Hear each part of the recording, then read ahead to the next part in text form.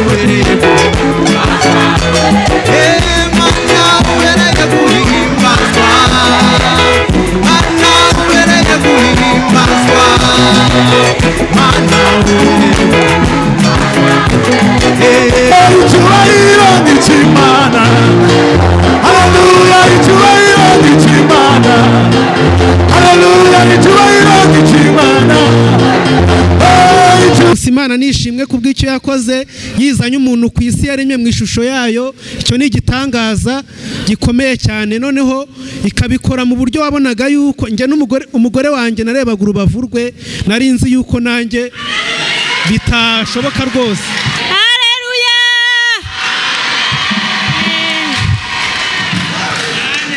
nanjye magaza nshima Imana itariki 13 z'ukwa 11 Imana yamaye umwana w'umuhungu mbyara neza batambaze mbyara umwana muzima utarwaye mbishimiye Imana. Imana itanga urubyaro, Imana igira neza, Imana iruhura, ni Imana yo gushimwa niyo gushimwa niyo gushimwa, Imana yacu ishimwe cyane. Somye ahantu hatatu kandi humvikana neza. Ijambo rya mbere ryavuze ngo komeza icyo ufite, komeza hatagira ugira gute ugutwara ikamba dore ndaza. Ijambo rya kabiri rivuga ngo iki nasomye mugira umwete wo kubana n'abantu bose n'uwo kwezwa kubera kutejejwe atazareba umwami. Rya gatatu rivuga ngo iki mugandukira Imana murwanye Satani nawe azabahunga kandi mwegera Imana nayo izagira gute izabegera. Abanyabinyoma ntibazajya mu ijuru, abasambanyi ntibazajya mu ijuru, abagambanyi ntibazajya mu ijuru. Imana irakicaye ku ntebe y'imbabazi.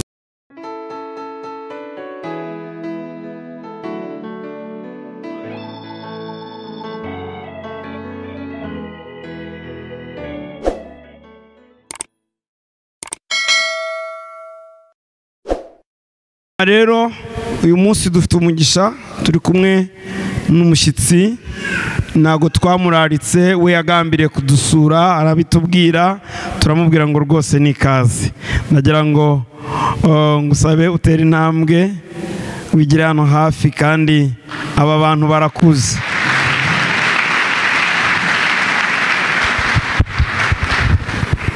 Haleluya, haleluya, haleluya. Yesu ashimwe. Nibyo koko nagambiriye kubasura, hanyuma mbisaba umushumba wanyu aranyemerera, Imana imuha umugisha. Amazina nitwa Nkunzu Rwanda Alphonse, ndi umuyobozi w'itorero rya Rwinyana, ni rimwe mu matorero 10 agize paruwasi ya Gasave. Hanyuma murabizi ko nanyizanga nahabaye nk'amezi 2, nahabaye amezi 2, hanyuma bahita banyoreza kuyobora iryo torero rya Rwinyana, ngenda ntabasezeyeho. Nahise ngenda numvishe bakumbuye cyane rero, kandi mpora mazirikana uko duhuye ndamubaza ngo batsinda mumeze neza, akambwira mumeze neza, ngashima Imana.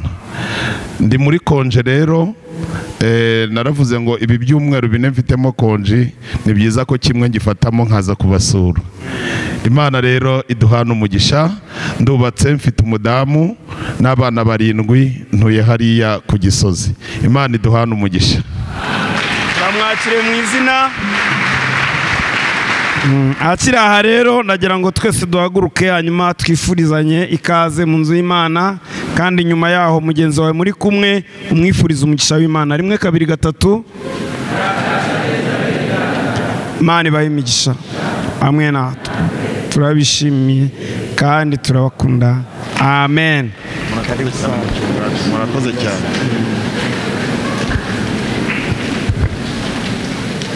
Ifurisha umugisha w'Imana. Haleluya. Imana ishimwe. Mana yagiye iba mu ruhande rwacu, none yatugiriye neza idukinguriye irembo. Nkunda kuvuga ngo ibi ngibi si ibya benshi. Ubu kurikiranye amakuru ku maradiyo wakumva abantu bamaze gutambuka. Kurikiranye neza wakumva abandi bari ahantu runaka badashobora no kwinyagambura. Minsi yashize niho nayo ndi kureba gutya bisanzwe, numva ngo ahantu habaye umutingito inzu zirahubuka zigwa ku bantu. Twebwe se hari urundi rukingo twari dufite, si imbabazi z'Imana gusa bade? Iyo Mana si ubwo murumva ikwiye iki? Mana yacu ikwiye icyubahiro, ikwiye icyubahiro ni icyayo. Mana yacu nishimwe. Korari ijwi ry'impanda baze bahimbaza Imana n'indirimbo ebyiri, ndetse na korari ibyiringiro n'abaze bahimbaza Imana mu ndirimbo ebyiri.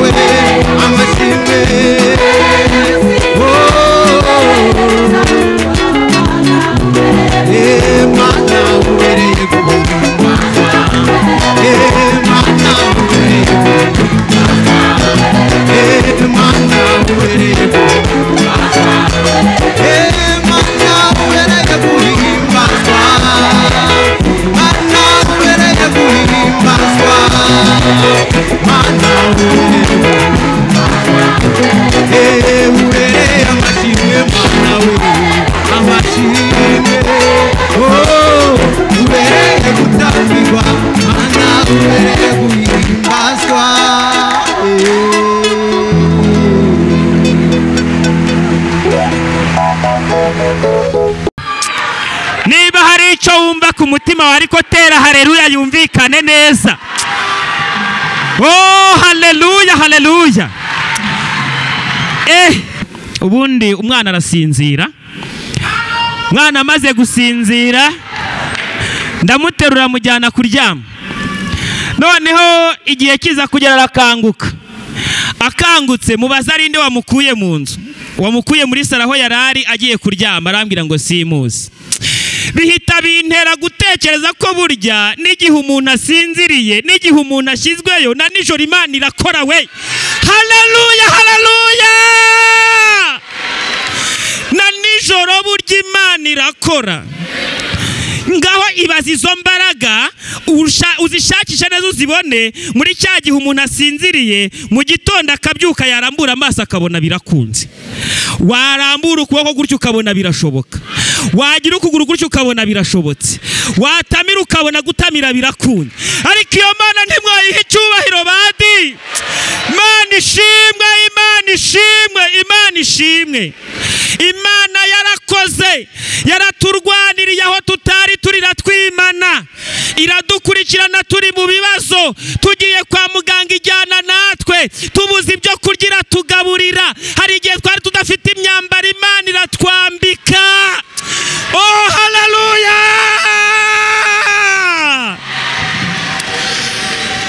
Iyo baririmba numva bagenda bashotora umutima wanjye. Data niwe wanyise nyina nyita nshimiye Imana. Imana nanjye buyandemeye amashimwe menshi, wenda igihe nikigera tuzabiganira, ariko ntacyo. Reka Claude yegere hano hafi n'umuryango bashima Imana kubw'ibintu Imana yabakoreye. Begere hano hafi rwose bashima Imana. Ariko no mu gicuku cya nijoro burya Imana irakora. Kavuganira n'ababisha bacu ku bikingi by'amarembo ikatwimana. Imana igitwimana. Imana ishimwe, Imana ishimwe, Imana ishimwe, Imana ishimwe.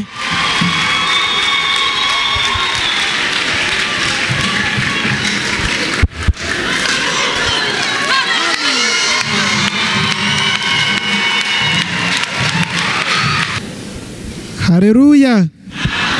Imana nishimwe. Nitwa Kwizera Claude,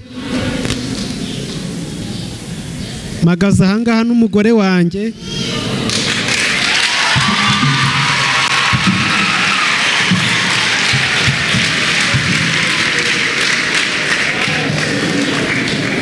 Imana yakoze ibyiza, ndavuga biki kugira ngo tutaza kurambirana. Gusa Imana nishimwe kubw'icyo yakoze, yizanye umuntu ku isi yaremye mu ishusho yayo. Icyo ni igitangaza gikomeye cyane, noneho ikabikora mu buryo wabonaga yuko njye umugore wanjye narebaga urubavu rwe, nari nzi yuko nanjye bitashoboka rwose.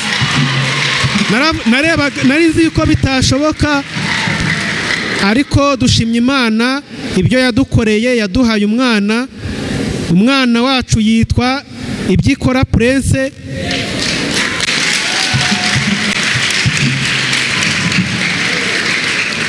Mugende gake kugira ngo no kurya umwanya. Ayo mazina nayatekerejeho uwo mwanya Imana igikora ibitangaza, ndeba imyenda y'umwana, ndeba iki, numva nuzuye umwuka wera. Umwana wacu yitwa Ibyikora Prince, yakoze byinshi. Imana nihabwa icyubahiro. N'umugore aravuga ibintu, gusa shimye Imana rwose, turanezerewe kuba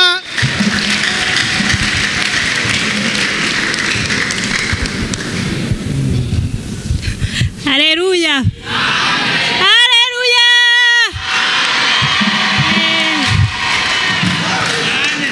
Nanjye magaza nshima Imana ku itariki 13 z'ukwa 11 Imana yamaye umwana w'umuhungu mbyara neza batambaze.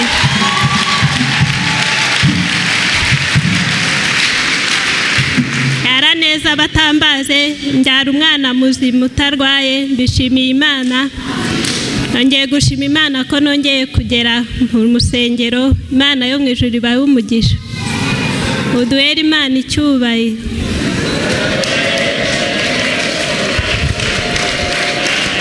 Imana ishimwe. Reka twaguti umwana wacu niyabuze ibiryo, mbese ngiye kurondora nkavuga ngo kanaka yazanye umufuka w'umuceri, gusa nihabwa icyubahiro rwose. Imana ishimwe rwose. Haleluya. Yemwe mukomera Imana amashyi itanga urubyaro. Imana igira neza, Imana iruhura, ni Imana yo gushimwa, niyo gushimwa, niyo gushimwa. Imana yacu ishimwe cyane. Muranyemerera turagushimiye Mana yacu, turagushimira ko uri mwiza, ko imbabazi zawe zihora kunda nibavuge ngo imbabazi zawe zihora witeka ryose, abo waremye nibavuge ngo imbabazi zawe zihora witeka ryose, abari hano batsinda nituvuge ngo imbabazi zawe zihora witeka ryose. Mwami Yesu Kristo, ndagushimira ko waturinze muri iki gihe cyatambutse.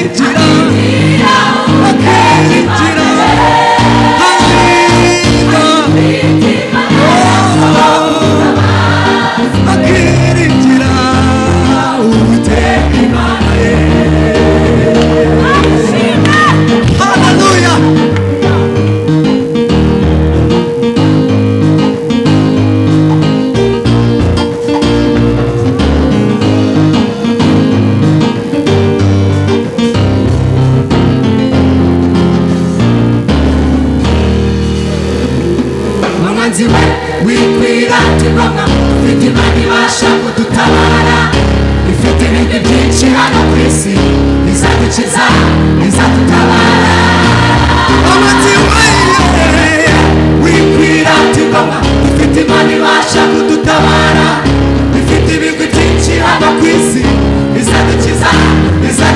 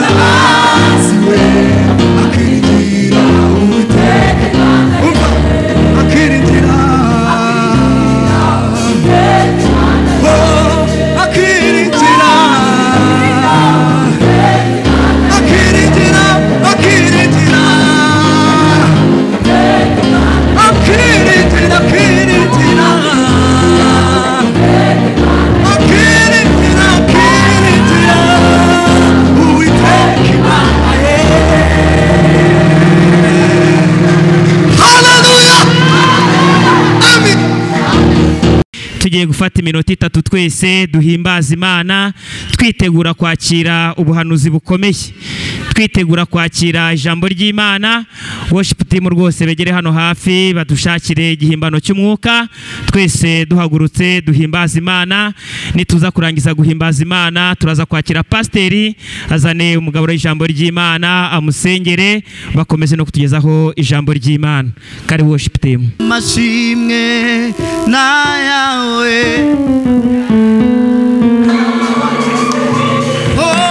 amashimwe na yawe yewe Mana wagize neza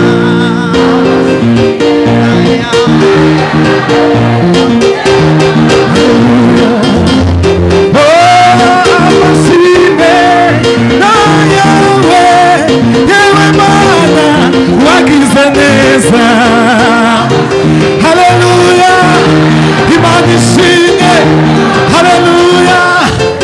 Oh, wadukijije umwaka umana udumuka wera, uturinda gusoma inzamba none dusoma inzandiko iza Pawulo, Yohana nziza, wadukuye mu matanura y'umuriro tugakwira amata, twariho twihebye none turagushimiye yawe Mana wagize neza. Hallelujah, Imana ishimwe, hallelujah. Oh, icyubahiro ni cy'Imana, hallelujah, icyubahiro ni cy'Imana, hallelujah, icyubahiro ni cy'Imana, oh, icyubahiro ni cy'Imana, hallelujah. Turagushimiye kuri uyu munsi udasanzwe, kuko wavuze ngo uzatoranya ukashira izina ryawe, ni uzazuhurira natwe, ni uzazuganirira natwe, niyo tuzaza tukubwirira ibyacu nawe ukatwumva.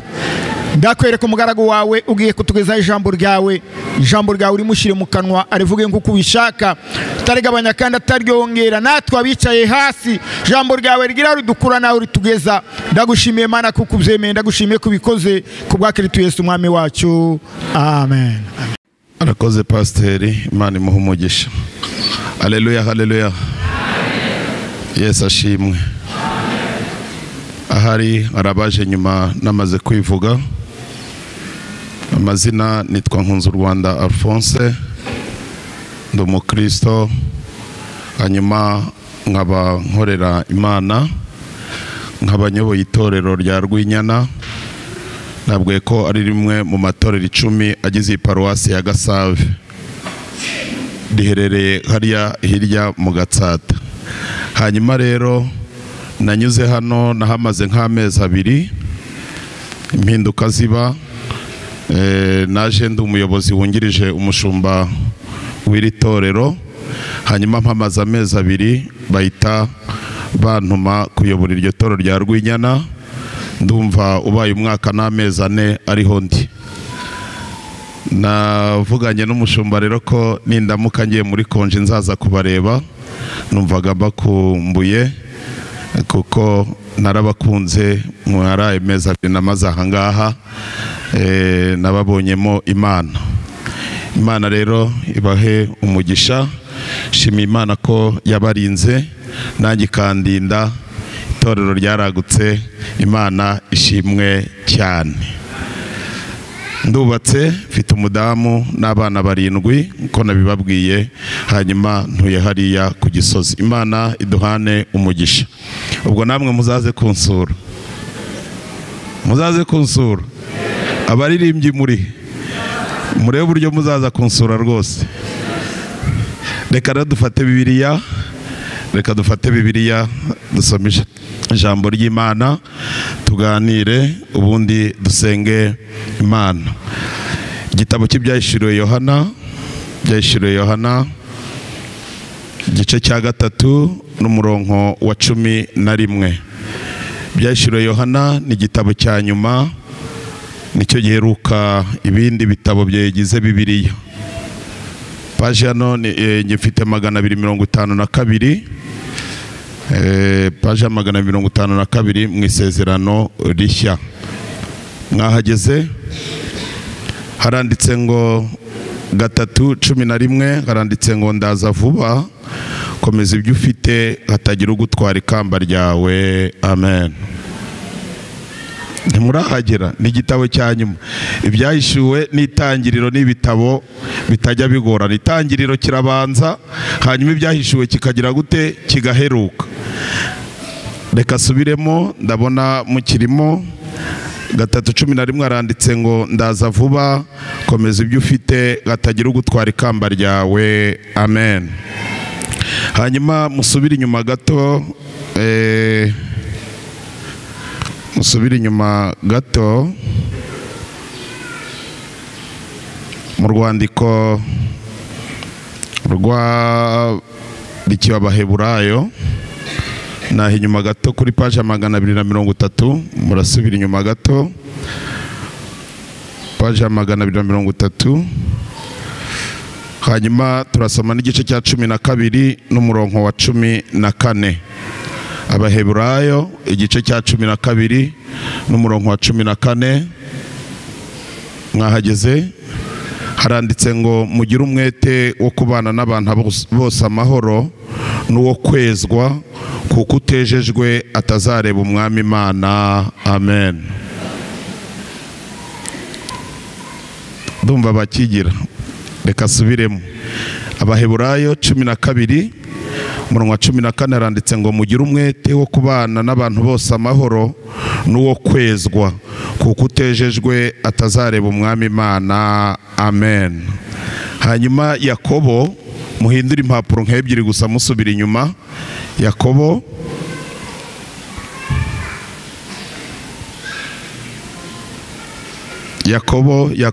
ibice 4, naho inyuma gato murahindura paje ebyiri gusa. Yakobo ibice 4 umurongo wa 7 n'uwa 8 haranditse ngo nuko rero mugandukira Imana, ariko murwanye Satani nawe azabahunga. Mwegera Imana nayo izabegera. Amen. Nuko rero mugandukira Imana, ariko murwanye Satani nawe azabahunga. Mwegera Imana nayo izabegera. Amen. Mana Data, ndagushimye, gushimiye neza n'ubuntu bwawe, gushimiye kugira neza kwawe. Tugushimiye uyu mwanya mwiza udawe kuvuga ijambo ryawe. Hira ijambo ryawe, ururukubane natwe tugirire neza. Mu izina rya Yesu niko tubisabye. Amen. Haleluya, haleluya. Somye ahantu hatatu kandi humvikana neza. Ijambo rya mbere ryavuze ngo komeza icyo ufite, komeza hatagira ugira gute, ugutwara ikamba, dore ndaza. Ijambo rya kabiri rivuga ngo iki nasomye, mugire umwete wo kubana n'abantu bose n'uwo kwezwa, kubera ko utejejwe atazareba umwami. Rya gatatu rivuga ngo iki, mugandukira Imana, murwanye Satani nawe azabahunga, kandi mwegera Imana nayo izagira gute, izabegera. Amen. Nubwo nasenga wataha nayo ngayo, ntago yumvikana neza. Reka nongere hadi make ubundi dusenga Imana. Dusomye ijambo ry'Imana muri iki gitabo cy'Ibyahishuwe Yohana. Iki gitabo cy'Ibyahishuwe Yohana nkunda kugisoma cyane kuko ni igitabo cy'abakristo, ni igitabo cy'abanyetorero. Bundi iyo usomye mu itangiriro rikubwira uburyo isi yaremwe, rikakubwira uburyo umuntu yaremwe, bikakubwira n'uburyo isi yatangiye kubaho. Hanyuma iki gitabo iyo gisomye neza kikubwira uburyo isi izarangira. Hanyuma mu itangiriro kikubwira uburyo umuntu yaje gukora icyaha bituma ava mu bwiza bw'Imana. Hanyuma iki gitabo cya nyuma cyo kikubwira uburyo tuzongera kubana n'Imana tukarebana imbona nkubone. Ni byiza rero ko muzajya mugisoma. Abantu benshi baragihunga, ariko ni igitabo cy'abakristo. kandi iyo gitangira kivuga ngo ubu butumwa bwavuye ku Mana Data, nimwubaha Imana, nimwubaha amategeko y'Imana, hanyuma murwanye Satani. Ngo nimurwanya Satani nayo izagira gute? Yemwe izabahunga. Hanyuma ngo mwegere Imana nayo izagira gute? Izabegera. Kurwanya Satani nta kindi ni ukwanga iki? Ibyaha. Hanyuma kwegera Imana no gukora ibyiza, mugasigasira agakiza Yesu yagize gute? Yaduhaye. Mugaha agaciro imirimo ikomeye yakoreye hehe? Ku musaraba i Golgotha. Ndashoje kandi ndagira ngo dusenge Imana. Komeza icyo ufite. Haleluya. Komeza icyo ufite, Yesu araza vuba. Komeza ibyo ufite, hatagira ugutwara ikamba ryawe. Hanyuma bene Data, ndabinginze cyane ngo muha agaciro iby'Imana yagize gute? Yabahaye akagakiza, mugaha agaciro. Cya kabiri, murwanye icyaha. Murwanye icyaha, muhunge Satani nayo izagira gute? Izabahunga. Murushaho kwegera Imana nayo izagira gute? Izabegera. Hanyuma nkarasoza mbabwira ngo nimugire umwete wo kugira gute? Wo kwezwa no kubana n'abantu bose amahoro, kubera kutejejwe atazagira gute? Atazabona umwami Imana. Amen. Ndagira dusenga Imana. Abaririmbyi muririmbe akaririmbo kagufi cyane, hanyuma utekereze ku ijambo ry'Imana. Ese urejejwe? Niwumva hari wagenze nawe, uhaguruke tugufashe gusenga Imana. Hari ibintu abantu mu minsi bari kujya bakinisha, abantu bari kujya birirwa bakina n'ibyaha. Urasanga abarokore barabaye abasinzi neza neza, wamubaza ati kuri kunywa inzoga ngo handitseho 0 alcohol. Wakinywa ugasanga yasinze ari kugenda agira gute? Bene Data, imitego ya Satani ni myinshi. Abanyabinyoma basigaye baba mu nzu y'Imana, abagambanyi basigaye baba mu nzu y'Imana, abasambanyi basigaye baba mu nzu y'Imana. Ndagira ngo utekereze, niwumva hari wagenze nabi, uhaguruka tugufashe kwinginga Imana. Wongere ugaruke mu bwiza bw'Imana. Icyaha kigutandukanya n'ubwiza bw'Imana. Haguruka tugufashe kwinginga Imana. Urwo rukundo. Ushaka kwegera Imana nahaguruke tumufashe kwinginga Imana. Yongere yinjire mu bwiza bw'Imana. Abanyabinyoma ntibazajya mu ijuru, abasambanyi ntibazajya mu ijuru, abagambanyi ntibazajya mu ijuru. Waza tukakwingingira Imana, kuko Imana irakicaye ku ntebe y'imbabazi. Dusenga Imana. Mana ishobora byose, turagushimiye. Dushimiye ijambo ryawe twumvise yuko uzavuba kandi uzanye ingororano, kugira ngo ugororere umuntu wese ibikwiranye n'ibyo yakoze, kandi umuntu wese akwiye gukomeza icyo afite, kuko hari imbaraga ziteguye kutunyaga, hari imbaraga ziteguye kutwambura. Mana, bifite agaciro, kandi gifite agaciro kurusha ibindi byose. Twamenye ko ari agakiza watanze, kandi ukagatanga ku buntu, kandi ugatanga utakageze. Mana Data wa twese uri mu ijuru, niyo mpamvu twingingiye aba bene Data. Dore n'abana batoya, dore n'abasore, kandi muri iyi myaka, muri ibi bihe, hari imbaraga zibasiye urubyiruko. Mana Data wa twese uri mu ijuru, urubyiruko uyu munsi wa none rubaswe n'ibiyobyabwenge, uyu munsi wa none urubyiruko rubaswe n'ubusambanyi, uyu munsi wa none urubyiruko rufite ubwihebe bukomeye bw'igihe kizaza. Nyamara iyo agakiza kawe kamaze kuboneka, ibintu byose bijya bihinduka bishya. Iyo umuntu umaze kumwigaragariza, iyo umuntu amaze kukubona, iyo umuntu amaze kukumenya, twamaze kumenya neza ko umuntu ababaye icyaremwe gishya.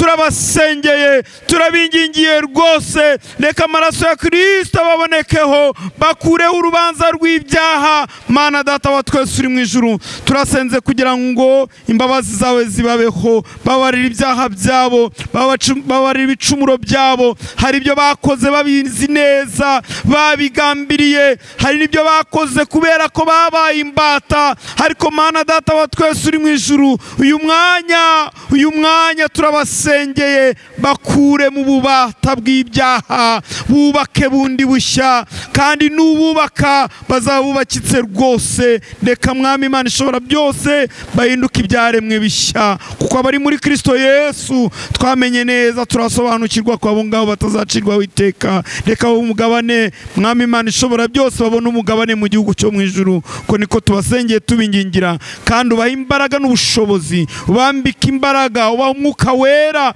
wo kunesha ibyaha kandi ubahe kwera imbuto zikwiriye abihannye abababonaga n'ababumvaga bazajya babona ko muri bo bahindutse rwose ubwo nabwo n'ubutumwa bwiza bazabavuze urakoze ko wumvise gusenga kwacu iri teraniro tugukomeye amashyi tugukuriye ubwatsi tuguhaye impundu kuko uri Imana ikiza kandi ikabigaragaza dusenze dutyo mu izina rya Yesu amen kadusabe mwarimu igira